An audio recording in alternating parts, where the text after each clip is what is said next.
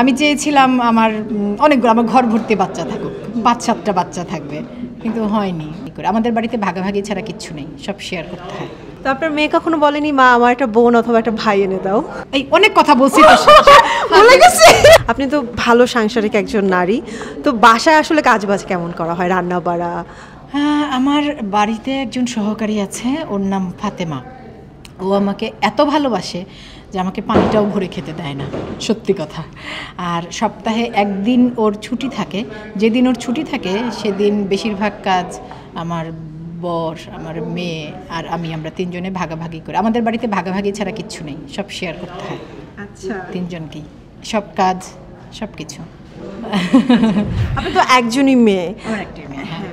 তো আপনার মেয়ে কখনো বলেনি মা আমার একটা বোন অথবা একটা ভাই এনে দাও? আচ্ছা, একটি সন্তানই ভালো, এই চিন্তাধারায় তাহলে আছেন আপনি? হ্যাঁ, মানে না, আমার মেয়ে কখনো বলেনি। হ্যাঁ, কিন্তু আমি খুব বাচ্চা পছন্দ করি। আমি চেয়েছিলাম আমার অনেকগুলো আমার ঘর ভর্তি বাচ্চা থাকুক, 5-7টা বাচ্চা থাকবে, কিন্তু হয়নি। আল্লাহ দেয়নি, কি আর করা।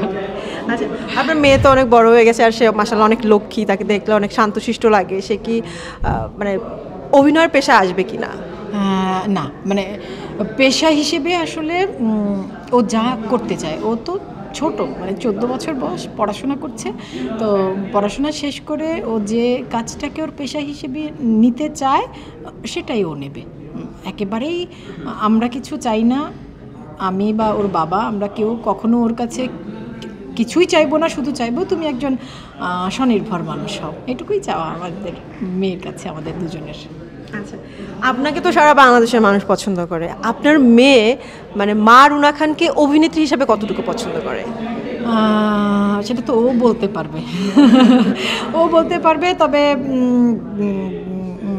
হ্যাঁ, ও যেমন অসময় দেখেছে, অসময়ের প্রিমিয়ারের সময় গিয়েছিল, তার খুব ভালো লেগেছে। যদিও অসময়ে সে সবচাইতে বেশি পছন্দ করেছে ইরেশের অভিনয়, মিঠু আপার অভিনয়, এই দুজনের অভিনয় সে সবচাইতে পছন্দ করেছে। ফারিনের কাজ সে খুব পছন্দ করেছে।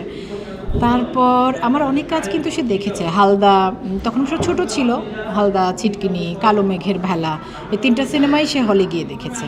ইনফ্যাক্ট কালকে নীলপদ্ম সে হলে গিয়ে দেখেছে, এবং সে আমাকে একেবারে 2-3টা দৃশ্য ধরে বলেছে যে ওই দৃশ্যে তোমার এক্সপ্রেশন খুব ভালো ছিল।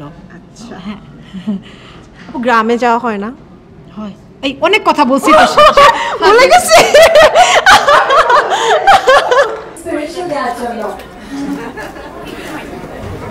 Congratulations.